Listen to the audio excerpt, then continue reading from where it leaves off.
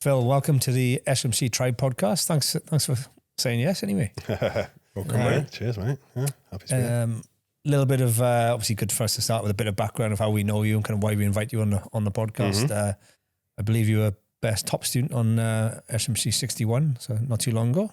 I'll take that, yeah. Well done. You got the tomahawk. Did you get a tomahawk? You got a tomahawk. I got the big old axe, yeah. Big old axe, Take it home on the train. Yeah. Bit embarrassing, yeah. Giant Viking axe on a train. Oh, no, yeah. Not sure British Transport Police were too impressed. Keen. Yeah, well deserved. Obviously voted by your peers on course, and it was a packed out course, so kudos to you, mate. Probably of all the guests you've had so far, this is probably the area maybe we know the least about, actually, even though as a company, Frontier, we've been working with NGOs for years and years and supporting them in different ways through consultancy tasks, etc. We've never actually, myself and Dunks have never actually worked on the ground, for an NGO, and obviously it takes a special, I would imagine, a special type of person to be one attracted to that world of working for international NGOs. You've worked for all the big brands out there. Some will be known to the public, some not. And when you're in the military, obviously we were both ex-military. You go into dangerous places. You're kind of still you're in the bubble of the military. Kind of, you have a lot protecting you. Where your office is in. You've been in some of the world's most dangerous places, or what people would consider, really dangerous places to work. But you're obviously drawn to that life and. Whatever reason, which I'm sure we discuss, but I'm really looking forward to this actually, and obviously I know a little bit about your CV, which I quickly read yesterday. if you had gongs or medals for all the places you've been, operational tools, you'd be as they say in the military, you'd be pretty gonged up with. Ticked a few. You've. But maybe we start with. Obviously give us a bit of your background of why you were drawn to that world. I would imagine without knowing the answer to this, there has to be a reason why you'd want to do something like you do. Yeah, and I mean, in a way, it's half kind of political, and there's two sides to it, right? There's one that's like the humanitarian side, and there's one I think that's quite selfish. There's wanting to do something that makes a bit of a difference, but also that. The selfish part of that is that not wanting to work for a fat cat, not wanting to take, have a job where you're getting up in the morning to make some faceless of a bloke a profit. And I was like, well, what else can you do that's not that? So that, I guess, is what started me leading into think about it a bit later on in life. But when I was a youngster, my uncle and auntie were missionaries lived in Nepal for a while, for about 10 years. And so that kind of, I think, just opened a little door in my head to realise, there's a bit of a life less ordinary was possible. Did you ever get out to visit them? We did, yeah. My parents scrimped and saved, and we went out, and I was about 14, 15 or something. And a bit of I'm sure that's a big part of it, right? A bit of a game changer, going out there and just seeing it and being like, well, seeing armed people in the airport and something that was a bit chaotic. And we went out from Kathmandu down to Pokhara and stuff, and so that was a bit of an eye-opener. And then getting a bit politically engaged when I was a bit younger and I did a history degree, right? So starting to get into my history and stuff. I started to look a little bit and think, right, well, if you're growing up in the Northwest here, half of the infrastructure there is built on the back of the British Empire and the back of like the Atlantic slave trade and and you think to yourself, right, well, the sewers that we've got, the kind of all that stuff is, you're kind of leaning on the past a little bit. I was like, right, well, how do you pay that back to a certain extent? And I was kind of like, well, maybe going and doing, something like humanitarian stuff. But I didn't know that life existed, right? Until I started to look into it a little bit. So I ended up, going to uni, doing a history degree. Not a very good uni, didn't do that well in my degree.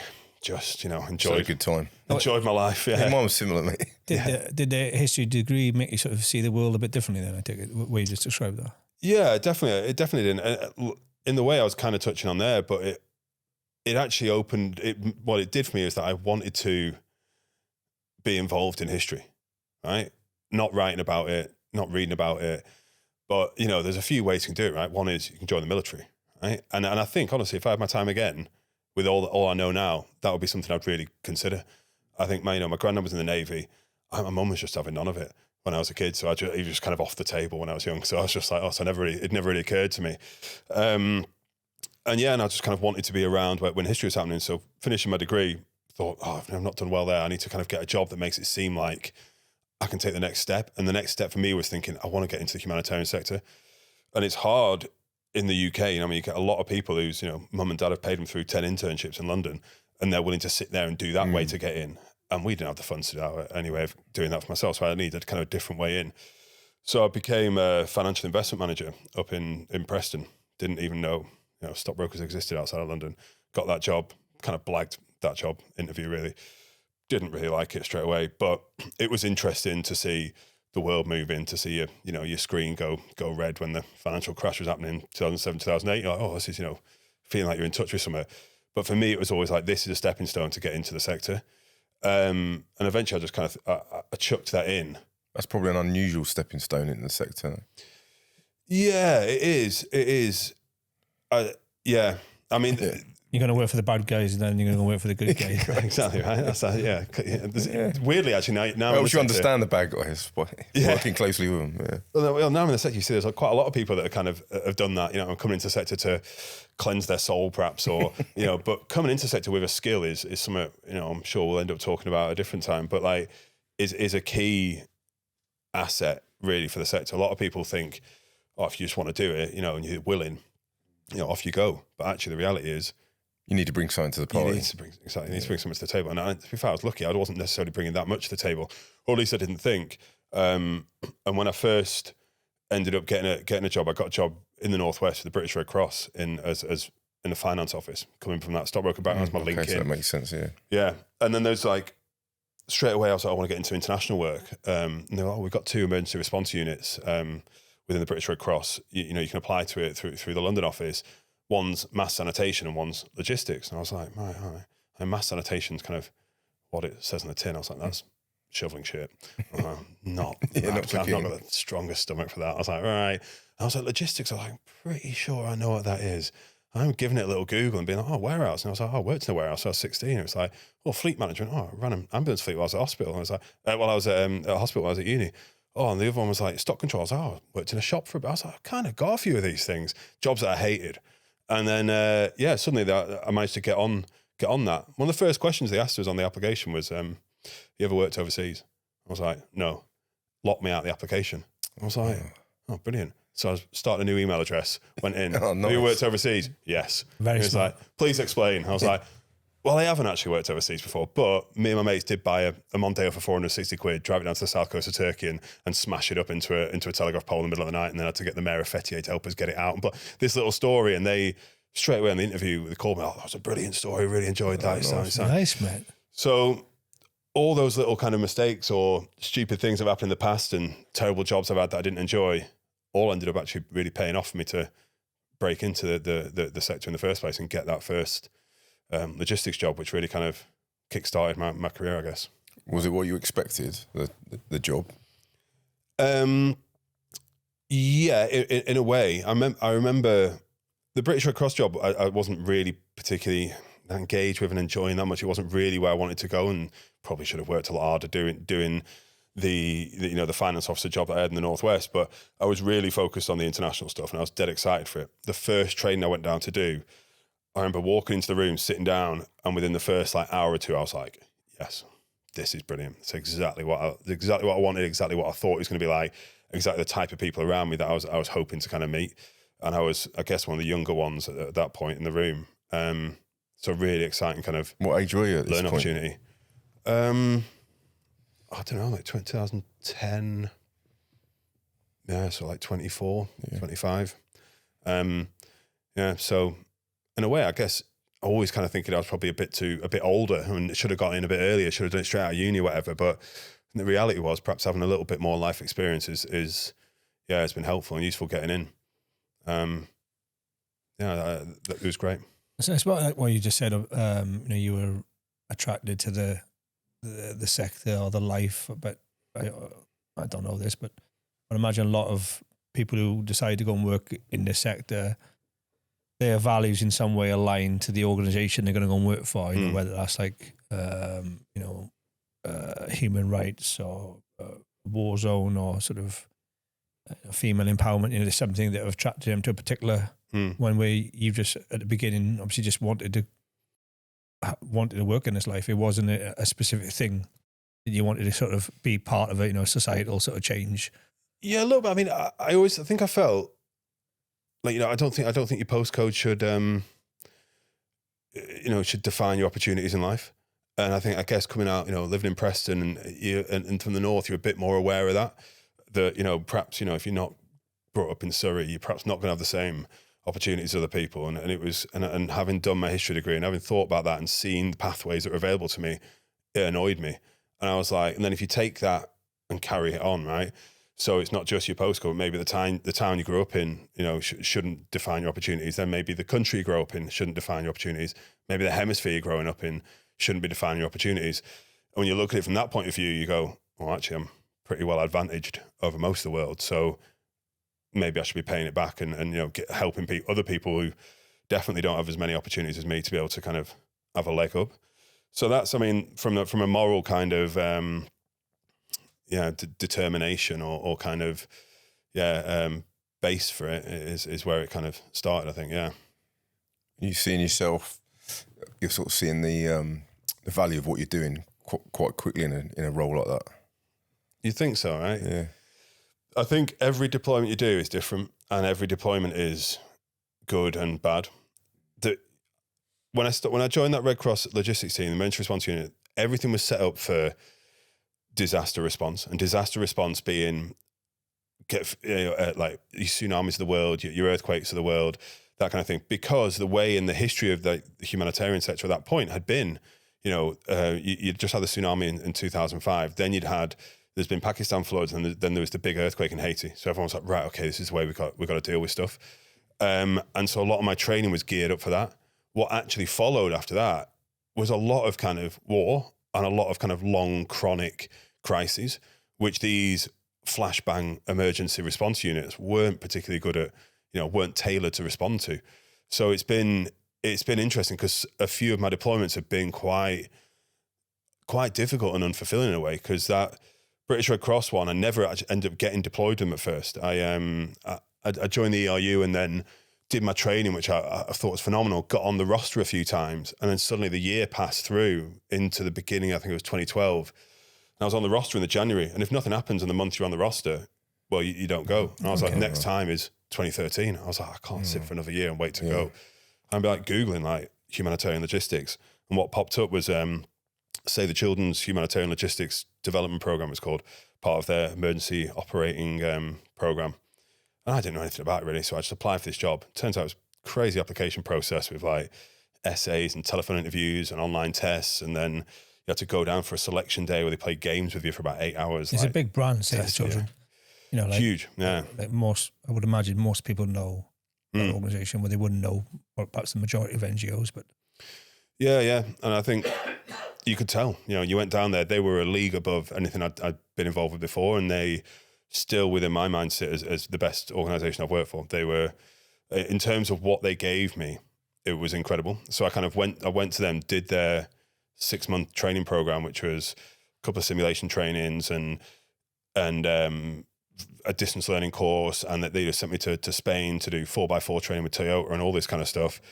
Which, to be fair, they got free because they just bought enough cars off them in a year. Yeah. So, but it was a really sweet experience. And then I went to Bangladesh on my first deployment with them for 6 months. It's a proper duty of care there. Like, I didn't think it'd be that in depth. Yeah, from an outsider point of view.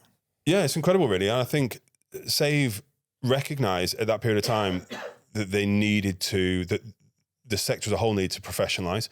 There was, I think there's a lot of people think, just volunteers rock up. And like I touched on before, actually having people with skills is better. You want people that are teachers, you want people that are engineers, you want people that are nutritionists, you want people that are nurses or doctors, and all those kind of, then you turn your hand to what you're doing. Having a generalist just come in and be like, I'm really keen. It's like, well, great. I was lucky enough that there's a lot of keen people. Yeah, there's a lot of keen people.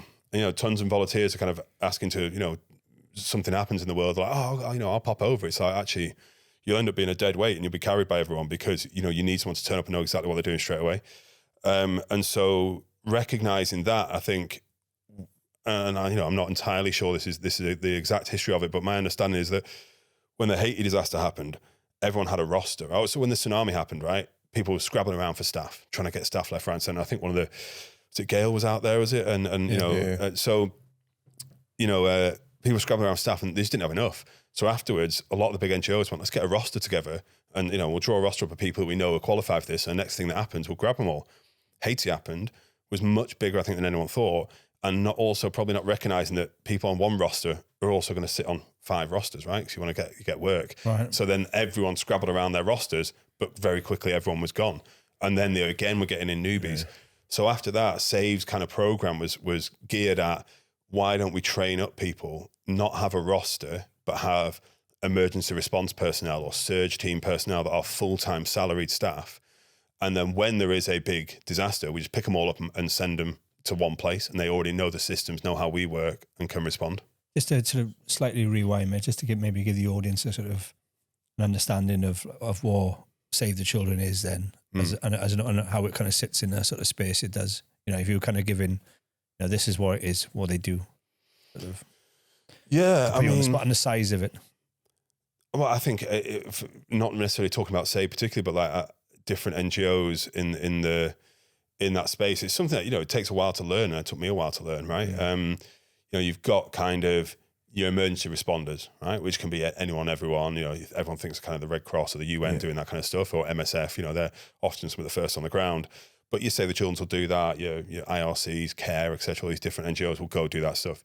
Then you're going to move into like a kind of a recovery phase after that, where, say the emergency phase is usually supposed to be about 3 months. Then recovery is the next 3 months where, life goes back to normal a little bit. And then, people's kind of communities and economies start to recover to a level where they can start to stand on their own 2 feet, or at least start to grow again with less help. And then you move into the long-term development phase, which can last for years. And there's kind of constant help with building kind of from an economic base that's too low, or education systems that aren't up to scratch, whatever it might be. So a lot of these like big players will have long-standing development programs in different countries around the world. I was never really involved in the development stuff, and I also don't think I really knew the difference, right? I just thought it was all the same stuff, and got to the emergency stuff is a different group of people, really. And I'm glad I got into that side of it, because that's a bit more fun, for want of a better word. What's the scale of that team then when you're at Save? How big's your team? What's the makeup? Are you quite international flavour in terms of personnel? Yeah, well, so when go to that Bangladesh deployment, maybe. Well, the Bangladesh deployment was a strange one. That was more of a development program. Right. I ended up going into there, and there was 9 different Save the Children's were all merging into one, which is something they'd kind of gone through as an organisation. But looking at like my career a bit further down the line, I ended up circling back to Save the Children and becoming humanitarian surge team staff. When I did that, I think there was about 150, maybe 200 of us, but it's hard to know because I never really met many of them. I mean, they're all dotted around the world. They're all they weren't work from home. They're just at home. And then you would then be cost recovered by being sent out to a program. And you'd all be specialists in your different areas. So I was a loggie. You'd never really meet any of the other loggies. Because if I was in that country program, the only time I meet them is like having a look at their files or auditing their files. You always kind of worry, leaving a program, suddenly someone's like looking for your dirty laundry afterwards. Oh no, I hope I'm doing everything right. But you'd bump into the same people in different places. So that was kind of the surge team model. Honestly, NGOs are moving away from that now because what it was set up for was natural disasters. And what's happened is there's wars. And so you've got these people you're salarying, you want to go and cost recover them. Ends up happening, the programs are more settled. They've got responding to the Syria crisis isn't, go in and just respond really quickly in kind of 2011, 12, 13.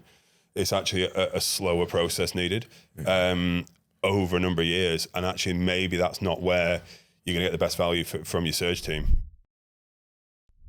Maybe for the audience that don't know, perhaps give us a bit of a understanding of the sort of size and scope of this industry or sector of, it's probably bigger than most people expect. It's highlighted a little bit recently with the USAID. But yeah, from your understanding, it's just for somebody not quite knowing how this international NGO space kind of works. Yeah, I mean, I guess you can look at it in the sectors they work in, because it's easy to see sometimes with people like, say, MSF, right? Doctors Without Borders. They're obviously, they're coming in from a medical angle. But, you Save Children of the World, they've grown into this kind of multi-sectoral, as they call it, agency. But their specialism was education and has been. They're the UN cluster lead on education. And you get within, say, a response that's happening, an emergency response, the UN's going to set up and have this cluster system, which means you'll get the different sectoral kind of heads of different agencies to come together and make sure that you're not stepping on each other's toes and things like that. So if you're thinking about, say, there's been a cyclone or something, you need to rebuild a school, right? Well, you can't have me and you building the same school in the same spot, and suddenly there's a village down the road that's got nothing. So you bring all the education actors together and they talk to each other and make sure they're not stepping on each other's toes, but they're also not missing anybody. So they've got the kind of needs assessment of the country. They've got the kind of where places have been affected, and then they'll just kind of make sure that everyone's covering everyone, all the affected people are covered. So you'll have that both from within education, you'll have that from a medical point of view, you'll have that from, you've got a logistics cluster to make sure, you're sharing resources, that kind of thing. You've got shelter stuff, which is kind of like rebuilding people's homes, giving them kits to rebuild their own homes, wherever it might be. You've got health, you've got nutrition, which can go from kind of really kind of malnourished kids, like severely acute malnourished children, all the way through to kind of just supplementary feeding to kind of get people their kind of nutritional value up. They're very much interlinked, all these things as well, aren't they? Kind of like, I suppose it makes sense to have a specialised NGO doing one of the things, but also having an NGO, because I think that's why they grow into those things, right? You start off with your one specialism, you realise, if I'm building a school, I might as well feed them at the school. I might as well also do, and before you know it, you've got loads of different things, and kids aren't going to turn up to school unless they've got a decent house to sleep in the evenings, and unless they've got toilets to use, then their parents have got toilets to use. And people forget how important stuff like just, simple things like education is in an emergency when, if you've got kids running around in an emergency, you've also got to be looking after the kids and make sure they're all right. So actually taking the kids away and be like, well, stick them in school allows the parents the time to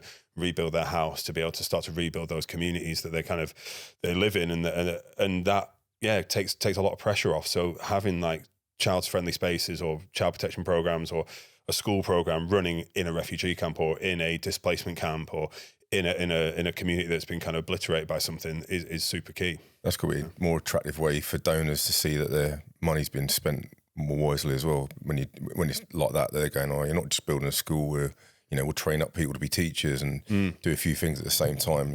I'll imagine that like the donor model of that is quite an interesting thing to maybe discuss how that all works. Yeah, I mean, donors are an interesting one. I don't want to sound disparaging about them, but like it's hard, right? Because I think the program's not run without them, though. Or I know some are a bit more self-sufficient, but I think from the outside, people would perceive the NGO space as it just relies completely solely on donors, and it doesn't. I know that. But. Well, I mean, the funny thing is that the best money an NGO can get is your £2 you put in a pot every week at the church group or like Mrs. Smith signs up for non-appeal money, right? If you're giving money and it's for the Gaza appeal, like that can only be spent on Gaza. Right. So like the Japanese tsunami is a great example. There's loads of money got given in for that, but the Japanese economy is pretty buoyant. They managed to kind of get themselves sorted out pretty quickly. And there's pots of money sat there for the Japanese tsunami that's probably never been used because it's embargoed for that and can't be used. Where the lifeblood of an organisation needs to be having unrestricted money. That'll pay for your pens and pencils. That'll pay for your capacity building for your staff members or any kind of career pathway for staff members, anything extra. And it allows you to do stuff like, buy a vehicle, send that vehicle to a country program and then loan it to a donor, which is a good way of like running a business model, right? But if you're entirely reliant on donor money, then you're applying for that money, you're applying for having 3 vehicles for that project. Those 3 vehicles live on that project until their project ends and then they're sold and the money's given back to the donor for the vehicles. So, that bit about the money being embargoed, you don't even think things like that go on, but that happens the same in the charity sector for like veterans charities, things like that. It's only for housing and actually they're sat on a load of money that could be used elsewhere. So that tsunami money can only ever get used now if there's another tsunami, or can that get moved? Is that like a government decision? I honestly don't know enough about it. Not really coming from the funding side myself, but you can see the logic behind it though. Yeah. Somebody donates to something, they don't want to be. I donated to this. Where you kind of it's like fraud. Yeah, exactly. And I think that NGOs and charities generally are stuck in a bit of a rock and a hard place, right? You've got tricky. People are desperate for that money to be spent really well and efficiently, and to be spent exactly on what they want it to spend for. At the same time, you want efficiency by the staff, but then you're not going to fund training or, like if you're trying to do any level of change management in any organization, first things first, you're going to need more investment, and then long term, you'll get an efficiency out of it. Whereas charities end up having to do that adaptation without investment, often with a funding cut.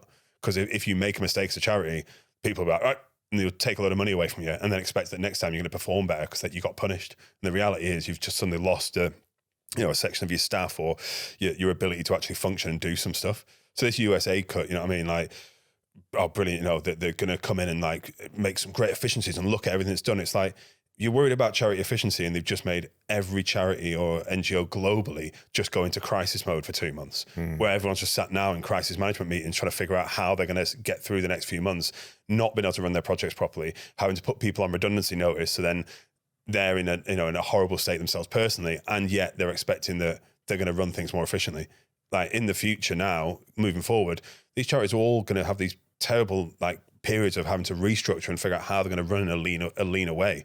And that leaner way probably isn't going to be more efficient because it's just been funding's been snatched away. And a lot of them are already working like that. Where they're wearing on logistics. I'm also security. I'm also So they're already working at like beyond capacity. Yeah, from what we can see. And it's hard, right? Because if you're sat in a country program, you've got like looking at back from say the disasters we were talking about before. If you get a big onset disaster or even these chronic ones, there'll be like little ebbs and flows of like IDP movements or something like that are coming and going. So you have to you've got to set up a load of projects and buy a load of stuff and hire a load more new staff and get some volunteers on board. Then suddenly, as things level out and the community is starting to get better, people start to leave that camp, go back to their towns that have been rebuilt or whatever.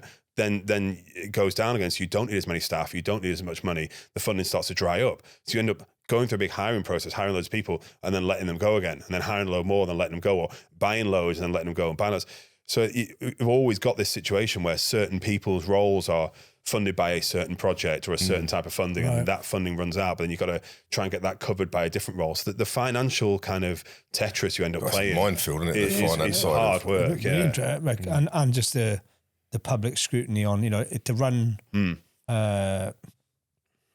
Obviously, they are companies, but they are they're not. Obviously, most are not profit driven. It's mission driven.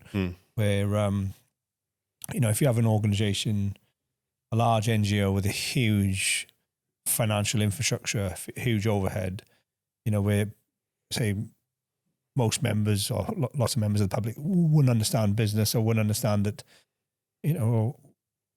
it's looked on in a negative way, going, look at how much that person's salary is here, the CEO of this organisation, or where that organisation wouldn't be the size it is unless it had expertise and people paid properly to do those jobs. Yeah, we were probably guilty of thinking like that early on. I definitely was. And then as soon as you start running business and being part of a business, you realise that to get the most out of donors and the finances, you need good people that have got that skill set that maybe have come from business as well. And to go back to the aid funding, and not to, I don't work in the NGO, but to talk about, and as you just said, it's really complicated. There's so many things going on there, but there are obviously going to be some organisations. I'm not saying the move has been right or wrong, or what's happening at the moment. There are going to be some organisations which, because it's not a profit-driven organisation, that are running inefficient. Just if it's not your money and it's not, people can be wasteful. I think public money is always a difficult thing to spend, right? Any kind of sector. Yeah, it's not different to imagine the waste of the NHS and the police and the military. Where you kind of, when we were in, you kind of like, right, this captain's got a couple of £1 million budget to do this with no understanding of finance. And obviously, when you run a business, you have to, I don't know, 9 out of 10 businesses don't make it. Mostly to do with the understanding of finance and numbers, profit and everything else. But so there are, there's going to be huge problems of there are going to be huge inefficiencies in that. I'm not saying that's right what they're doing, but they audit it hard though in that space. You know, if every bit of donor money needs to be accounted for what it's been spent on, you know, from obviously operating in that space. I think we touched on before, right? If you pay very little, then you're not going to get great staff. Like, so in the sector, you've got problems with staff retention because the salaries are quite low. On top of that, you've got the difficulty of the job of moving around, all the difficulty and pressure it puts on, say, your relationships at home or your just general life or any control you've got over your own life and stuff like that. But having that, you know, inability to perhaps pay high enough, so then you start to talk about how do you, like, you know, ensure that any NGO business or whatever it might be remains efficient, right? It's constant review and tweaking and looking at workflows and making sure they're good. You need the best people. You need the best people, and you need the time and the money to pay for that kind of level of scrutiny for yourself. It's like chicken and egg, though, with all this. It's exactly chicken and egg, man. It's catch-22. You end up constantly in this cycle where you're trying to make efficiencies without the funding to be able to do it. And if you look at those models we talked about, you're getting money for all these different projects you're undertaking globally, whatever it might be.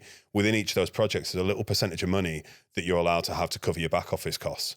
So if you think about an organization that's growing quite rapidly, then you're only getting those grants and you're instantly grown to like, say, you know, 120% of what you were, but your back office isn't 120% yet, because you've actually only just took a little chunk of money off there. So your back office is always lagging behind the size of your organization because you're still waiting for the next grant to come in to keep shaving that bit of money off until you can then afford your back office to be able to say, okay, now we can afford to pay somebody.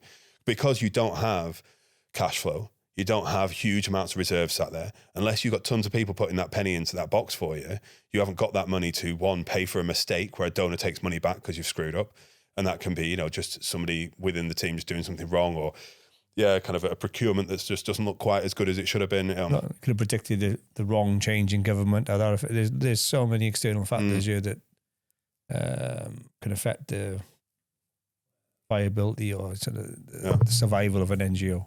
Yeah, exactly. Beyond your control. It must be like living on an edge a lot of time for a lot of NGOs. Definitely. And when things like happen, that's just happened now with USAID money just dropping out, is that all these ones have gone, well, we haven't got a big bank balance to suddenly dig ourselves out here. Straight away, they're going, right, well, we got 90 days of no money being spent and however many thousands of staff. We're just instantly going to put people on redundancy notice. Well, how are they even going to pay the redundancy? You can imagine a lot of NGOs will go under during this period. It's a nightmare, and it's just the lack of foresight of doing that and expecting a good result from it is pretty foolhardy. I mean, some have flipped their models a bit, haven't they, to try and become a bit more self-sufficient and not as reliant or as overly reliant on donations. I think every NGO would like that, right? Yeah. You know, every NGO would love to be able to have either an income stream, but often that kind of then goes against what your mantra is or whatever your principles. Yeah, tricky. If it was that easy, they'd already be doing it, wouldn't they? Yeah. But also, just having a better way of getting more unrestricted funding. And like MSF's a great model, right? MSF gets a lot of its money from private donations within France. That allows MSF the ability at the start of any kind of major disaster to rock up with like 2 planes full of stuff. And they'll just rock, we've got a hospital on a plane and like warehouses full of stuff, just turn up instantly. And that allows them to respond straight away. Other NGOs don't have that capacity or that kind of level of just free money to go and like do what they want with. Then they are sending out a bunch of staff early doors to go and assess what's needed. And while that's happening, they are applying for donor money on the basis of any information they can draw off the ground. And then that donor money will come, and that within a couple of weeks they will start setting up, or they'll pay a little bit out of their unreserved money and then book it back off a donor afterwards once they've got the money come in. It doesn't allow you a great level of flexibility to respond quickly. But the game and the rules of the game are set by donors, and the donors' kind of rules of their game is set by governments. And that's why you're seeing more control and pressure being put on donors by governments. That's why you saw the Department for International Development in the UK get folded into the Foreign Office in 2020. So it became FCDO. Yeah. That's why you've seen USAID now getting folded into the State Department. And they're all becoming a wing of foreign policy, for right or wrong. You know, I don't personally think it's a great idea. It doesn't allow a level of independence that's probably needed within the aid sector to actually, provide things for the most vulnerable people. It's just providing for whatever your foreign policy wonks are deciding is a good idea. Yeah, unfortunately, a lot of people receiving aid are going to suffer through this, aren't they? And that's the thing that's not talked about. Yeah, the most vulnerable people in the world are the ones that are going to be the most affected by this. We're all talking about the size of these NGO businesses and what they're affecting the number of staff, but actually poor people in poor communities with a lack of resources and resilience to be able to cope with this stuff have suddenly just had all their funding cut and all their services cut. They're losing their healthcare, they're losing their education system, they're losing their water and sanitation, and their futures are looking more bleak because of that. So that's the grim reality of it. It'll be a massive backward step for a while. Hopefully it'll come to some arrangement that does work. But you say when you're pausing services for that amount of time, it's going to have a huge impact on it. Maybe on obviously it's always good to look on the optimistic side of life, but maybe if a few are going to affect the many here, of how some organisations probably run, or not, maybe run. Maybe this will reshape things, and in the future things will be in a better way where it's not so on the edge a lot of time for maybe the funding model and things sort of change going forward. maybe it has to. But I can't see. I can see only more scrutiny coming with the next level of funding. They'll be like, okay, we're going to refund, but actually now we definitely want better results, more tangible this, which means more reporting, more work, more pen pushing, less delivery. But it's this catch-22 chicken egg situation. So looking optimistically, at the minute it's not a great outlook. But at the same time, from my seat, there's very little I can do about it. I think organisations are powerful together they are doing kind of coordinated responses and talks back. But the world's a different place at the minute, right? Keir Starmer's just cut the aid budget to put money into rearming the country, rightly or wrongly. That money had to come from somewhere. It's come out of aid. So the model's changed, and the future of aid is different. But I'm no aid intellectual, luckily, actually. And I avoided that. I genuinely have avoided it. You get a lot of people that would have a PhD in diarrhea who will sit in a room talking about a response to kind of malnutrition and cholera, and they'll all go around in circles talking forever about the nuance of this tiny little program. That kind of life and that kind of just constant cyclical talking just does my head in. So at least when I got into the emergency side of things, you just do. And especially with staying in logistics for so long, I did that because I enjoyed just having stuff done and having tangible results, rather than perhaps, tweaking the kind of the outcomes and of a program and a little bit here. And great, in 50 years' time, that research is going to be great, and I've saved thousands of lives, whatever. But it's not really my cup of tea. Yeah, so back to you then, mate. That's so you've set yourself as a bit of an emergency response. Is that the sort of space you sit in? You still sit in that now? Not so much now. No, I've moved to a different organisation now that doesn't perhaps do as many emergencies anymore. The nature of their work's a bit slower. I work for an organisation that does removes landmines and unexploded ordnance, which is by the nature of the work a lot slower. It's pretty meticulous stuff. They do respond to emergencies such as in Gaza and Ukraine, things like that, but not your classic kind of multi-sectoral emergency response. Which is a thing that I got into and enjoyed. I didn't know existed, right? And I thought everything was a development program, and there's a bit of dabble in that, but I didn't realize it's just a specific career path for kind of emergency response stuff. Well, for scale, how many unexploded ordnances are out there? I've got a feeling this is going to be pretty big. You want an actual figure spot for an actual number? I have absolutely no idea. It's going to be in the millions, isn't it? Of course, absolutely ridiculously large. Yeah, I mean, to the extent where it's like you start a program and they're like, okay, this one's going to be 5-6 decades worth of work here. It's because it takes so long to clear stuff, and yet they're still getting laid, right? Yeah. The US are providing landmines to Ukraine, I believe. So that's not great. Let's go back to sort of deployments, all that sort of sexy stuff of what you do as I said, your office. The right way to phrase it. Of so where obviously we know some of the places you've been to. Where have you landed and gone? Oh, this is going to be interesting. Bonkers. Say again. And this is bonkers. Yeah. I feel like most everyone. Yeah. Like when I first got to Bangladesh, I was like, oh, it's pretty full on, and everyone's really in your face at the airport when you first arrive. I think airports are always an interesting. I'm always slightly anxious when I travel if I've never been to the airport before. I don't mind going traveling. I don't mind the place. I know I'll settle in pretty quick. Just wanting to know exactly. which route to take out the airport, where to go. You don't want to be that guy who stood there looking like an obvious foreigner just at the airport. But yeah, Bangladesh was a pretty full-on airport. I remember my first night in Lebanon in 2013, I ended up like in the basement of some hotel listening to like somebody like play some crazy kind of music on like a little flute thing. And I was thinking, it was exactly as I imagined the Middle East to be. Like a belly dancer came round and I was thinking, never saw that again. Man, 2.5 years in Beirut, never saw that. It was just somehow I just ended up in this really niche little bar somehow and on my own. But I guess, you know, as a pretty insane intro to a country, when I first went to Yemen in 2017, that was pretty full on. The kind of the allies that had been bombing the Houthis out of Aden the Houthis had just left after the bombing.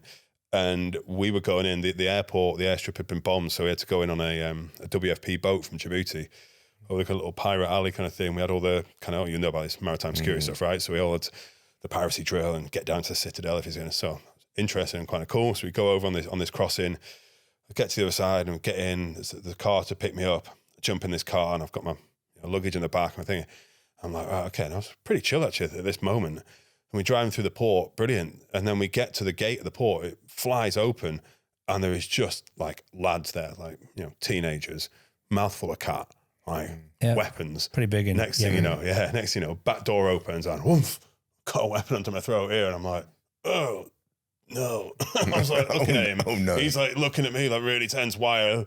Lean like knelt on the car. And I was like, knelt on the back seat. And I was thinking, I don't know what he wants here because he's come to the wrong place, right? I'm like, my luggage is in the back. So I'm like, just like slowly unzip this rucksack I've got with me, just open it up. And he just kind of peered in. It's like a water bottle and like a jumper or something in there. And he just kind of goes, and just jumps out and then slams the door. And it's like, we're waved on. I'm thinking, welcome to Yemen, right? And I get in there and it was like Mad Max. I'd never seen anything like it. The city had been really hit, destroyed. The whole time we were there was just random militias roaming around. You're on your own on this trip, or you had colleagues? There was two other staff members there. At that moment, I just arrived, and it was just me and the driver, or me, the driver, and maybe one of the liaison guys. Can't remember. And yeah, I remember every single night, it was just shooting, like just cracking off. And you had no idea, right? Someone's scaring a cat off from like a little dumpster thing, or people having a pop at each other. Now, at one point, I think it was the police or the army fractured, and one half had gone out to protest against not getting paid. The other half had turned up and shot them all. So that was just like kicking off. And so I just, honestly, I had a routine of thinking, I'm going to do someone like bust into my house here. I was like, were you staying in like a compound of some kind? Or? Yeah, but I mean, our God only had a stick. Yeah. So it wasn't the most secure. It was a walled place, yeah. I mean, that's the first place I'd ever heard bullets whipping over my head. You know, and you know it when you hear it. You don't. What year did you say this was? Sorry. What year did you say that was? What year? 2017. So we both worked in Yemen years back, and pretty complex place to work. Like, you know, we Frontier obviously run a lot of heat courses, where some for NGOs, but you know, a lot of corporate or even government clients. And obviously the main thing with a lot of those individuals on them courses are like the places they end up going in their sort of subconscious or conscious. They're like, well, our company wouldn't have sent us here if it was any you know, if it wasn't safe. But, you know, obviously NGOs don't work like that. You must be, you know, to land to work somewhere like that. You were aware before you got there that it was going to be pretty punchy. As a Westerner, you're going to... kind of. You know, that like, that's uncomfortable for... Well, it's more than uncomfortable. It's a very dangerous place to work. Yeah. You know, as a Westerner, you know, you're going to stand out. And, you know, I don't know what sort of attributes you kind of, you know, crazy, stupid, kind of, you know, really mission driven to sort of for what you're going there for. But yeah, what were you doing on that job? Well, I was going, like I said before, about some of them being good, some of them being quite frustrating, these deployments. I was going to take over as the country logistics manager, but I was supposed to be in Sana'a. But what sort of services was that for? Yeah, general RAF to safe services. It's been a while, I can't actually remember, but it just pretty much everything, right? It was you know, your classic education stuff would always be primary stuff, but there was all sorts of stuff that Say were doing. And yeah, I was supposed to be up in Sana'a, and I ended up like remotely managing a team up in Sana'a. So I ended up doing like sitting around doing loads of paperwork for them and like kind of reorganizing a lot of their procurement and working on a lot of medical procurement stuff that was coming in. And we had a load of shipping stuck in Hodeida port, I think, that we managed to get out and move down to Aden, something like that. It was a bit of a strange one, not a particularly like professionally fulfilling one that, and I'm not the world's greatest remote manager, I think. Did you feel uncomfortable working out there? As in like this, my life's, I'm at danger. Yeah? It was a bit hairy. I mean, looking back, you go, maybe we should have called that and gone, you know what, this is a bit too punchy. We should get out of here. Have you ever had to be evacuated out of anywhere, or had to move on quickly because the situation picture's changed? Or we had one. Not really. I think. I mean, there was one. We were in northeast Syria, and we'd run this big coordinated response at this IDP camp, and a lot of it was kind of cash programming. And you get these money agents in northeast Syria called Hawala agents, and they're kind of blokes that all, there's no cash machines, no ATMs, no decent banking system, formal banking system. So how do you get money in? Well, you pay a bloke in a bank in Iraq, he'll turn up with a rucksack full of cash and hand it over to you, sorted, right? But, there's a reason this bloke can walk around with a $3 million in a backpack in northeast Syria, and it's not that he's just like a stand-up guy. He's a pretty well-connected and quite intense bloke. And we'd had this whole thing where we'd done this program in this IDP camp, and I'd gone on leave and come back, and I found out when we got back that we just hadn't paid this guy, and I was like, all right. And I found out off him when he rocked up to my office one day to tell me. I was like, oh, interesting. Oh, nice. I was like, oh, sorted out. He's like, oh, don't worry, I'll wait. And he just sat opposite me at my little desk. I was like, cool. And then stayed there for the whole of the rest of the day. And I was like, interesting. Well, I'm calling people being like, we need to pay this guy. And they were like, I was looking into the paperwork. It's not quite how I would expect. I was like, you signed it off 3 months ago. I know that this wasn't the full kind of cash programming paperwork. You pay needed. This now. Yeah, it got to the point where we decided how we were going to close the program down, what our evacuation routine was going to be, who was going first, when, and it was going to have to be just a run off in the night kind of gig. Because every day this guy rocks up with more people, heavier dudes, and I was just like, oh, it's good to see you again, mate. Here's your coffee, make him a cup of tea or whatever. And he'd follow me home. We only lived across the road. Just waved me off as I got into the house, and then the next day he'd be waiting for me in the car. Waiting for you outside. Yeah, and so I was copying everybody I could think of, being like, you really, really need to pay this bloke. Okay. Guys, your perception of what's going on here is a little bit different. This is not your normal. No. So that was pretty full on. But the funny thing is, once we paid him, sound out and worked with him again, a week later. So it's just a strange little.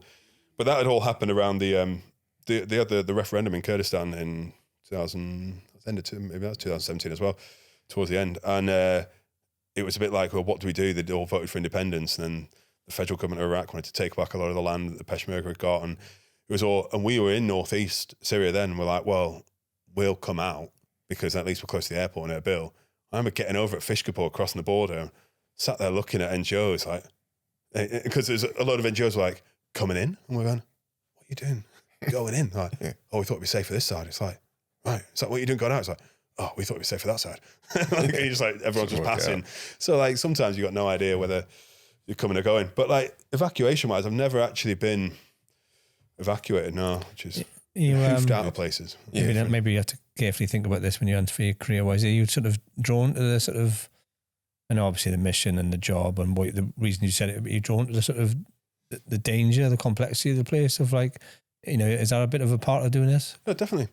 I think anybody that says it's not is lying, because the reality is, I mean, I was saying back earlier in this, we're talking about history and wanting to be in places where history is happening. Definitely selfishly, that's a huge part of it. It's good to be there. It's good to go places where you can't go on holiday. Well, I suppose one thing by doing this job, I only just thought that is you actually know the truth of what's going on. Not maybe what the media or something is written about. You actually to a certain extent. I mean, you'd say that, but also you're only seeing a microcosm of it. And you're also seeing like the local news, and you are seeing a different side to it that we wouldn't see perhaps. That's true. And everything's a lot less full on when you go there. You see these things in the news and it seems insane. And you're like, that country sounds incredibly dangerous. It's full of human beings, and human beings on the whole are generally good. Sound. Yeah. You know what I mean? So you always find loads of really nice people. Someone once said to me once, it was like 1 in 10 people is a dick, and that's across the globe, and that's basically it. Probably about right. Yeah, and so it doesn't matter where you are in the world, you'll find good people. And I've kind of made a lot of friends in a lot of places that and had some great experiences. Like a great little football team going in northeast Syria. Actually, were you pretty much away the whole year at different points? Do you have that much time off at home? That's been a hard bit. Not having, like, when I moved to Lebanon in 2013, I went on a 28-day contract and stayed for 2.5 years, and I'm not sure I really came home very much in that time. But I was at a point in my career where I always felt that I had to say yes to everything. Like, I need to. Cause I always felt like I was one wrong move or one contract ending away from being back on my mum and dad's couch. You know what I mean? And suddenly being like, oh, right. It's a bit like that, in the military or the contractor space. You know, you feel like I've got to say, yeah, I've got to be that guy that always says yes. There's always a rotation, or pretty much. There's some that are, you have to be fully embedded, live in that country. Yeah. But they're usually short trips. You're going away. Well, mine was supposed to be short as well. Yeah. Like, I finished Lebanon, became this surge team staff role that I was talking about before. They were supposed to be maximum 3-month roles. You go in 3 months and then you get a bit of time off, then you do the next 3-month stint. But everywhere you go, if you're worth your salt, they're just going to extend you. So my first one was like 6 or 7 months, and the next one was 8 months, the next one was 8 months. And, and you're not on the R&R cycle then. So you're not getting out. So everyone else is off on rotation, getting a nice bit of R&R. Why? Oh, they need a bit of R&R. I'm like, I've been here 8 months. I've not got any R&R. Bit of a single person life as well. Oh, man, keeping hold of any relationship, whether it be, that kind of a partner relationship, whether it be like your friends and family and stuff, is a nightmare. But yeah, this is why, getting people in young, to start this young and trained up and giving them opportunities and taking a risk on them young is the only way that you can get the best out of that humanitarian response. Because I think, not to be too disparaging about people that still work in the sector and out in deployment, but the longer people are there, you get a lot of kind of troubled people that are sticking around in those responses, still going out to emergency responses and they're much older. What trouble do you mean from what they've seen? Or? A bit of that, but a bit like broken in a way. Been there too long. Well, they're too lost. Like all their friendships and stuff has degraded. Like what I've been trying. Well, perhaps also maybe not thinking they're making a difference. Yeah, that as well. But we're always talking within the sector about communities and community resilience, right? But a community is an organic thing. If it's been hit by a disaster, all you got to do is give it a little bit of aid and get it back on its feet, and then it will just build itself again and regrow. And it's a beautiful thing to see. And we're always talking about the importance of communities. Yet the longer you're in the sector, the longer you do it, the less of a community you have yourself. Yeah, yeah. And so you're just this kind of person going out there doing this, and actually, do you give a monkeys if the library's closed at the end of the road, or what the quality of the schools are like around the corner when the bins go out?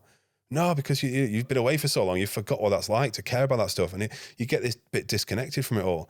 And I think it's good to keep yourself back and grounded, and that's why I've been trying a little bit to spend a bit more time back in the UK, a bit more at home, take on less of those really long deployments. It's hard though to want to get out. I went to Ukraine for a 3-week gig and ended up there for about 12 of the next 18 months. What we're sort of learning from this is not a job, is it? This is life. This is like you're going to pick the phone up at any time. Anytime you kind of this becomes you. Yeah, definitely. It's not 9 to 5. It's not profit driven. It's not. You are a particular type of person to be drawn to this work. There are only so many, very few people would want this life, would they? Yeah, I guess. I mean, it's not something you want to give up. It's addictive, right? Because once you've been doing it for a bit, you're just like, it's so cool. Because all those deployments I've had, Bangladesh, there's Lebanon, there was Greece and Syria and Yemen and South Sudan and da-da-da. Everyone was like, it didn't quite scratch the itch that I had. Greece sounds quite nice. And Greece was lovely, man. Yeah. Really nice. I'm tough though. They're awful. Some conditions of some of the camps in Greece were awful at the time. So a lot of the refugees coming over were having a terrible life. But from a selfish point of view, it was a very nice place to be deployed and getting to travel around and see that place. But this itch that I wanted scratching, I didn't even really know what it was myself, right? Whether it was just to travel and see loads of places, whether it was but it was some professional thing about wanting to fulfill that, the investment and the training that I've been given before, and actually, whether it be the Red Cross or Save or somebody had done, I was like, I wanted to fulfill and do the training kind of gig, the simulation response, what I mean? But and then Mozambique in 2019 was exactly that. We went up straight after the cyclone a day had hit, and that was the most fulfilling response I've been on in terms of professional. I felt personally like we smashed it as an organisation. We did a really, really good job. I personally think I did a really, really good job. Worked my ass off, completely knackered by the end of it. But we churned out some good results there in that first emergency phase. And at that point, I felt a weight off my shoulders. I was a bit like, right, I can now think that has been it. That's scratch. You've nailed it. Like kind of. That's good. And so from there, I could be like, right, okay, now I can concentrate on perhaps pointing my career in a direction I wanted to do, which is where I ended up kind of moving into the security space, I guess.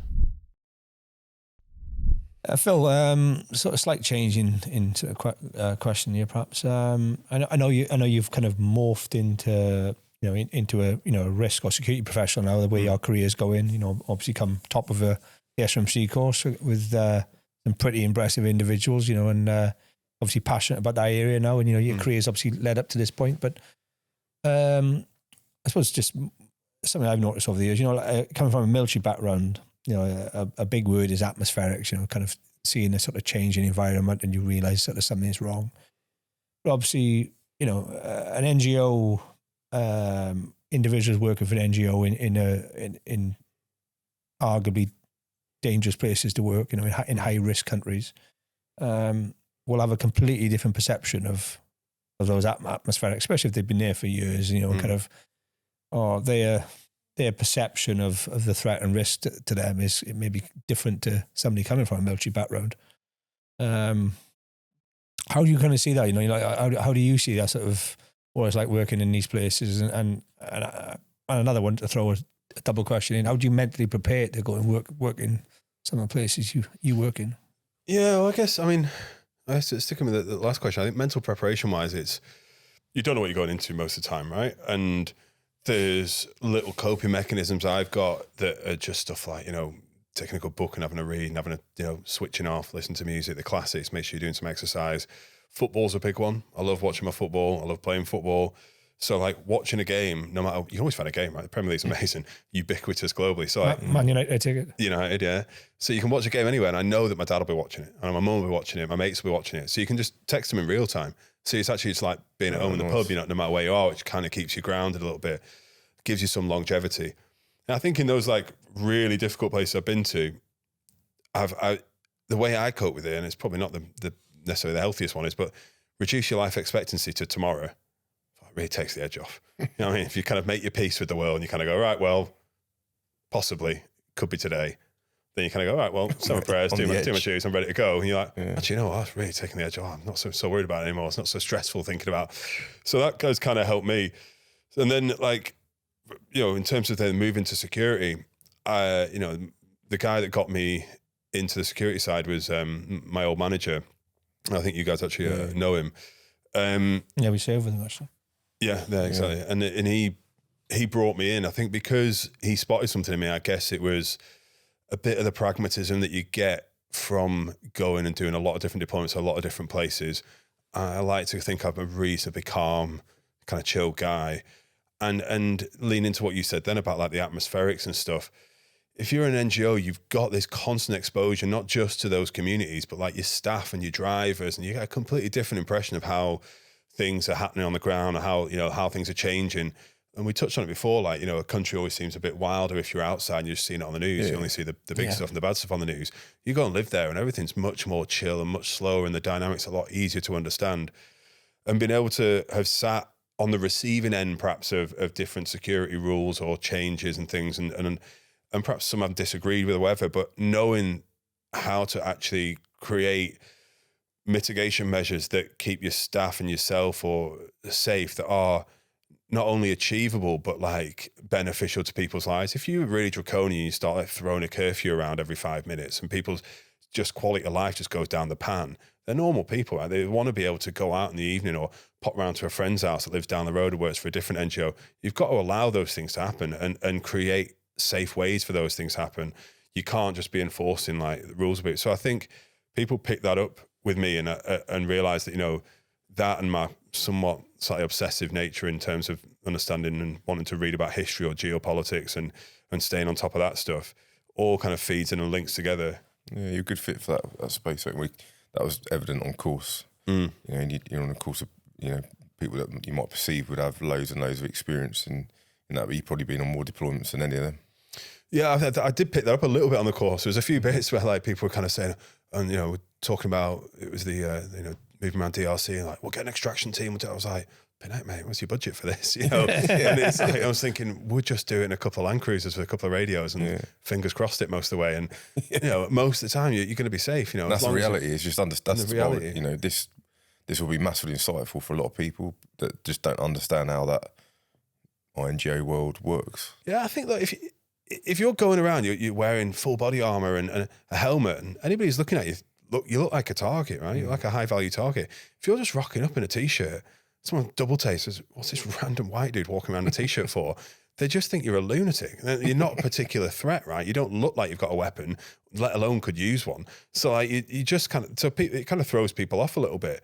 And a lot of times, people don't necessarily get that the work we do, it's easy to advocate for it in lots of different ways and in lots of different levels of actors, whether it be governments or whether it be like, you know, a militia force that's ruling a certain area or something. Because if you go to that guy and it's like the head of some kind of little mini army somewhere and he's ruling the roost over some people, you know, whatever he's doing, you don't have to agree with it. You don't have to be part of it, right? But your entire mantra and mission is to go and help the most vulnerable people in the most vulnerable spots. And often those people are behind the lines of some difficult conflicts, right? But if you go speak to that guy and say, hey, look, you know, we want to come in here and set up a food distribution for these people, he might be like, no, we don't want any interference to do it. But if you explain to him, be like, look, mate, you know, it's going to help these people here. They're going to get food. If those people are happier, it's going to make you look better, mate. You know what I mean? So, and he's, you know, there's reasonable ways you can talk to all these different people and find a way of creating an argument that allows you to go and operate and continue doing your work. You don't want to be getting in bed with guys like that, and like, but at the same time, you still want to be able to find and create the humanitarian space to go and operate. And so understanding those dynamics and knowing that everybody's approachable at pretty much every level is like really feeds into kind of the security side of stuff as well. And knowing that going and having open dialogue with people and not being so fearful and putting yourself behind all these big walls and actually, you know, being able to operate in soft shell vehicles in dangerous places is actually sometimes more beneficial than not, more beneficial than perhaps putting yourself into, you know, vehicles that look like a target or, you know, armor or whatever. Well, on the flip side of that, you know, obviously you kind of highlighting, you know, this is how you do stuff. This is how things are possible. You know, a lot of these, you know, some of the countries, you know, perhaps we've mentioned or where you've worked are, you know, either in conflict or coming out of it, you know, in war zones, there's riots, there's civil disorder, the very nature of what you're doing there in the first place.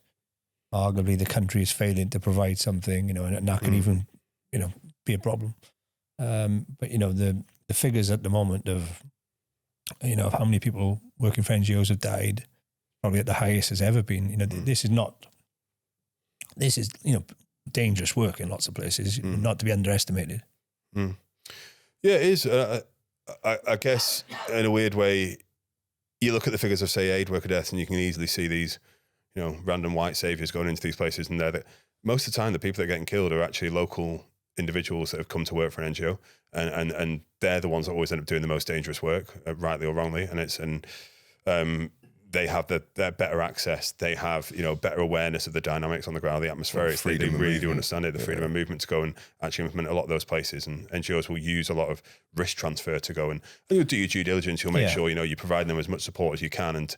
But yeah, it's shocking the amount of deaths that are happening. But it's not highlighted it's not highlighted like you know, when a military person dies, you know, it's on the news, you know, kind of, you know, the figures are pretty high. You know, I know we obviously said the transfer of risk perhaps to, you know, maybe there's more in local nationals, but you know, it's not to be underestimated what you're doing here. Yeah, you know what? It's something I just try not to think about, if I'm honest. You know what I mean? You can dwell on those things and get yourself quite scared about it. And every now and then you'll get a little flash and it'll bring you back. You know, we were in Ukraine when we were setting up, and everything had been chill when we first started. Like the air alarm would be going off and we'd be jumping down into the basement and nothing would ever happen. And for the first few months, and eventually just like, that's not within the first like 10 air alarms, you're like, right, you know what? This is so disrupted to just life in general. You can't sleep. You can't, let's just not bother going down to the basement. Didn't. They ended up back there in the September when the Kursk Bridge attack had happened, and the Ukrainians attacked the Kursk Bridge, which was brilliant, right? Interesting time to be there. And I was like, all right, okay, wow, so that's you know, they've hit back at the Russians a little bit. And then I just sat in Kyiv one day, just getting changed in my little flat in the morning. And it was like over my head, like lights sound like a little moped, like many like single engine planes flying around. And I'm like, oh wait, hold on. And then it's like dull thud. I was like, oh right, okay, I need to stop moving now. And I'd obviously missed an air alarm that had gone off. I start packing my stuff up, and cruise missile hit like 300 meters down the road. Massive boom, windows shaking. Quick reality check. Absolutely bricked it. You know what I mean? Like just stopped me dead where I was just like frozen. I was instantly just grabbing my bag, pouring like bits of nuts and chocolate and stuff in it and legged. And I'd never seen any locals run until that moment. Everyone's legging it. I'm like, right. It brings it home then, you know, it becomes, and that's, I guess, the difficult thing or the easy thing to slip into. People often use that you know, frog in boiling water analogy or whatever, but it's easy to get very comfortable where you are and forget the dangers of the places, but things get real really, really, really quickly, and you've got to be ready. And you know that's the practicalities behind that. You've got to understand that is every single person going to always be walking around with a grab bag? No, they're just not. You know what I mean? You're going to be out of the bar just not doing that. But then if you're not, then you've got to also know the dangers and know places you can go to get stuff and actually be able to predict at what point do you have a trigger where people definitely really do need to get a grab bag and have it the whole time, things like that. Is that somewhere we felt like the closest to danger then, that Ukraine job, or you had others? I never felt so small as that. The two missiles hit in the same place, just near the near the theatre, the opera, whatever it's called, on Shevchenko Park, and it was really close to where I was staying then. Staying in a place with a flipping glass roof. Wisest of choices. Is that main work you're doing there? Yeah, it was setting up for demining op. So I mean that was one. I think there's been other. I mean the Yemen one didn't sound great. The Yemen one wasn't brilliant. No, I mean I got persona non grata out of Lebanon and didn't feel great over a reasonably long period of time where I was starting to get slowly more and more harassed by general security in Lebanon, booting my door down and pinning me against the wall and screaming in my face and stuff like that. And then one day just got arrested at the airport and detained for like 9 hours and forcibly had to march to a cash machine and getting money out to go and fly myself out to Jordan. It's a bit of a strange one. And I was like armed guard through the airport. They put me on the flight. I sat on the flight before they gave me my passport. I'd said to the bloke at the armed guard, he said to me, he was like, so what did you do? I was like, mate, I've absolutely no idea. He was like, yeah, don't worry about it. It happens all the time. Which is like quite chill. But then when you're sat on the flight and everyone on the gate's looking at you going, what are you doing? It just a bit odd. And the funny thing was I actually flew back through Beirut like 2 days later. And I had to get my bag back. My bag hadn't gone all the way through. They linked my tickets. So I was back in the passport queue and they spotted me and I was like, no. I just want my bag. And then they were like, I thought it was hilarious. Changed the thing on my bag so it went off through. And I was like, and that's it? I'm free just to roam the airport? I'm like, yeah, don't worry about it. I was like, hold on, 56 hours ago, I was so dangerous. I had to have 2 armed guards walk through this airport. And now so it was all a bit of a joke. But yeah, I don't know. I think, I don't know. Going back to what you were saying a little bit, Pete, it's like your access to those communities, your information from those communities protects you. The work you do and the acceptance level that you can build within those communities is what keeps you safe. You know, you got to hope that your informal networks and your staff and other people are going to start to tell you if there's any dangers. You should be able to sense the change in the atmosphere yourself, within your staff and around you. Your drivers are an endless source of always become best mates for your driver. So that's the guy that's going to save your life most of the time. Well, your soft skills have been a common thread through this, mate, and I think that's probably been common through every conversation we've had on the podcast so far. That element, and that's something that I think those that are stepping into your world, because it isn't our world, we've come into it from a different angle. It's something you actually need to hone in on, the softer skills to get things done. Yeah, and those who are good at that, there's a space for you in the NGO space. I think all jobs are kind of people jobs, right? So people are in those jobs, but in the sector you've got to be able to talk to everyone at all levels, right? With donors and governments and military and police and all the way down to being able to talk to your national staff. Don't be patronising, don't be condescending to people. Understand that everyone's got their own stuff going on. Half the time when we work with your staff are also your beneficiaries. They're I had time in South Sudan where a bloke was late for the office. I was like, dude, you're late again, man. I don't know, I was getting a bit ratty with him. And he was like, oh yeah, I'm really sorry, Phil. And I was like, what happened then? He was like, oh yeah, my house washed away last night. And I was like, oh my God. Oh, you know what? fair play. That is. And I was just then, it felt awful for like a couple of days. I made some clangers in Southdown, just not putting myself in other people's shoes properly, and really understanding it brings it home the reality of stuff. Doing, Southdown was a definite one for that. Difficult place to operate there. That's a good one. Putting yourself into people's shoes. Yeah, especially for most people who don't have shoes. That was the shocker of South Sudan. Really. To go back to the you mentioned Beirut. We've done a few jobs as a company in Beirut after the explosion in the port. We've done a heat training and trauma training over there. I own a house in Plymouth in Beirut Place, which is quite jiggy. It's like Beirut. It's quite. But, have you ever hired a car in Beirut at all? Ever hired a car? I mean, I've had a few interesting situations in. I know the one you're getting at, right? This is back to talking about a little bit about football, right? And I've always got my little connections. I had a little football team going in Beirut. I had a little pub. I'd always go to the same pub to watch football. Two of the mates that I used to sit next to in that pub were both at my wedding. It's a pretty cool city. One was a groomsman, one was my best man. Amazing city. Yeah. Beirut's absolutely brilliant. And so good, in fact, that one of my other mates. Sorry? It was a bit of a party place, isn't it? A bit of a party place, yeah. But yeah, one of my other mate, who's my other best man, he decided to come and fly over. He's a Manc lad, knew him from university. So he's like, he's flying in. I thought, well, I've got to show him the bright lights. The World Cup's on. It's going to be fantastic. Bit of a party town. We have a great time in Beirut. I left it right to the last minute to go and hire a car, wanting to get myself a little a little hatchback and just nip around. Anyway, go to this hire place. The only car they had left was like this brand new Kia Sportage thing. Get in there and had 1,400 miles on the clock or kilometers on the clock. I was like, oh, this is proper new. They got different coloured plates for hire cars there. So, it's not subtle if you're driving around it. So I was thinking, well, a bit bigger than I wanted. But I was like, but anyway, I've got to go pick my mate up. He's landing in a minute. So I'm heading off down the motorway, and Beirut's one of those places that seems like it's never really been touched by town planning. Right? There's a bit like you can just, if you're just not paying attention, you suddenly get lost dead easily, or a road takes a little wiggle, or a junction's just doesn't function properly. I'm just cruising down this little highway towards the airport, and wasn't really paying much attention, just sat in the kind of what you'd call a slow lane, I guess. And suddenly realised, I was like, oh, I'm about to come off on the slip road here. And I go to pull, and the car's coming up next to me and just kind of forces me off a little bit. And I'm like, so I'm going up this slip road. I'm thinking, right, I've got a choice of turn all the way back, go back to the city and come back and try again. Or I was like, I'll tell you what, I'll just drop off the other side of this bridge and get back on the motorway. I start heading over the other side, and suddenly I'm in a queue of traffic. I look and I'm like, oh, Don, there is no slip road coming back on the other. I'm going for a checkpoint here. I'm thinking, hold on, I know where I'm going. I'm going to end up in Dakhia here, which is the kind of Hezbollah stronghold in southern Beirut. I was like, the one place you're not supposed to go. Right? The one place you definitely don't drive in a brand spanking new Kia Sportage, white bloke, blue eyes, ridiculously new car with a higher plate on.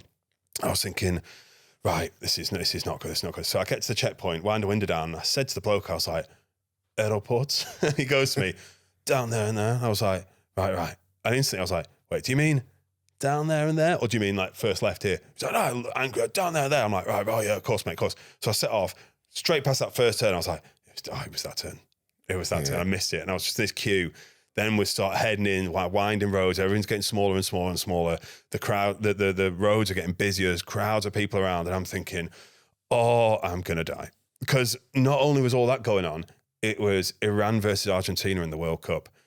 And I was like, if either team score, it's just going to kick off here. I'm so screwed. So it got so bad. These roads got so small that people were honestly pulling their little plastic seats back because they were sat on one side of the road watching a TV on the other side of the road, and they're pulling their plastic chairs back, so letting me eke through in my brand new car. I'm like, sorry, guy. I remember getting a bit further along and just thinking, I'd gone so many different turns. I was so lost. All I wanted to get to get, I'm like shaking. I was reading my insurance documents a little bit, going along thinking, can I just dump this car and leg it? And I was like, how much is that going to cost me? And I was like, ended up winding my window down. There's a fork in the road, one going kind of light way and one dark way. I said to these two blokes, I was like, aeroport. They looked at me like I was a total idiot. And they just pointed down the dark road. And I was like, oh, you got to be joking. I looked at them. I think they could see that I was also bricking it, and just laughed and kind of went, yeah, it is that way. And I was like, I actually believe him. Went down this little dark road, corner at the end, massive stack of motorbikes on the other side, all lined up, all these people watching the football in the middle of Dakhia. And I was like, I can't touch these bikes. They'll all go down like dominoes. I have hundreds of people after me. So I turn really close to this corner, scrape the inside of my car all down this service taxi. And I'm like, oh no. And I pull off the taxi a little bit. Look in my mirror, and there's like 5 or 6 lads just belting it down the road towards me. I'm like, oh, I'm going to die. I am going to die. I was like, what do I do? I was like, I'm just going to have to wait for these boys. Like, so bam, my car, and I'm like, oh, I wound down the window, and they're just screaming at me. I'm like, absolute pigeon Arabic. I suddenly realised all they were saying is, basically, you scraped your car. I was like, I know. They're like, all right. I was like, can I go? They're like, yeah. I was like, all right. Heart's like, I'm smashing out my chest. I ended up finding some little, like, couple of little teenage lads were 14, 15 playing football. And I was like, wound on the window, like, airport. And they were like, oh, is this way? I was like, wait, okay, left. Desperate. In the end, he was like, do you want me to just get in? I was like, yeah. His poor lads had got in. It was like a 2-minute drive, like whip around. I'll give him like $20. I was like, you're a legend, mate. And burst off onto this, honestly, rocked up to the airport, like jittering away. Right. But yeah, that could have gone wrong. I could have gone very wrong. Very, very wrong. Yeah, didn't tell the organisation I was working for that had happened. Thought I'd leave that to one side. But yeah, fun and games, eh? Good times, mate. Brilliant adventures, mate. Yeah.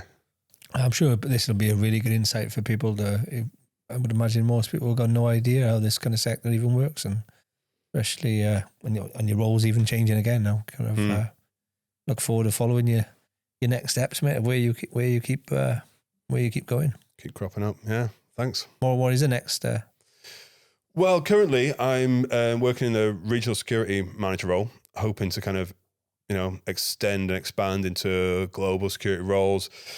I find that fascinating. I find the ability to just, the ability to go into work every day and just keep an eye on what's happening in the world and learn about the world, and whilst also then trying to practically implement, measures to keep us safe. And then there's that side of it. And I love like capacity building and training. I feel like the amount of investment I've had in the sector, in me, really kindly by these organisations that put a lot of money into me and a lot of trust and faith in that I would not only be all right, not turn out to be a knob, but also be reasonably professionally successful and stick it out, because it's not a job that a lot of people can stick out. They think they can, and then after a few years, it just gets too much, rightly so.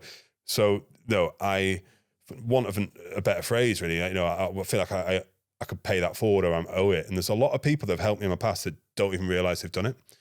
Stuff like you two, right? On the course, like us guys kind of getting to know each other a little bit afterwards, and you invite me on here. That's something that I feel like I owe you guys now a little bit, and I appreciate that. And I think there's lots of people in my past who have been unofficial mentors for me by accident. They probably often don't even know, right? So I have some really inspirational leaders in my time, from Valentina at the Red Cross to Naomi at Save, and some others, just being like people you want to aspire to be, and you're like, wow, that's they've done so much for me without even realizing they've done it. And so I want to be able to kind of like help the next generation. I touched on it before about how the whole sector would benefit from people being able to get into this job younger, and being able to get the exposure and the different deployments at younger, and because then they could stay in longer. Because a lot of people in the kind of like early mid-30s start to just, their priorities change, right? They're having kids, or they're getting married, or whatever it might be, and they want to change their life. So if you can get more people you can get out at 25 to be doing this job, the better. So I'm hoping, in my new roles and moving forward, I'll be able to do a lot more like that kind of capacity building and training stuff, and really be able to kind of give back to the sector from a kind of employment side as well. Brilliant, mate. I'll look forward to watching the next steps, the next chapter. Cheers, man. Watch it unfold, eh? Thanks for your time, mate. Cool. Yeah, thank you, mate. There'll be people watching this, mate, who want to go, this is what I want to do. So you are going to inspire people to go down this path, mate, whether you believe it or not. I generally do think people watch this and go, yeah, that's the life I want. Appreciate it. Thanks, man. Yeah. Cheers for your time, mate. Yeah, enjoy that.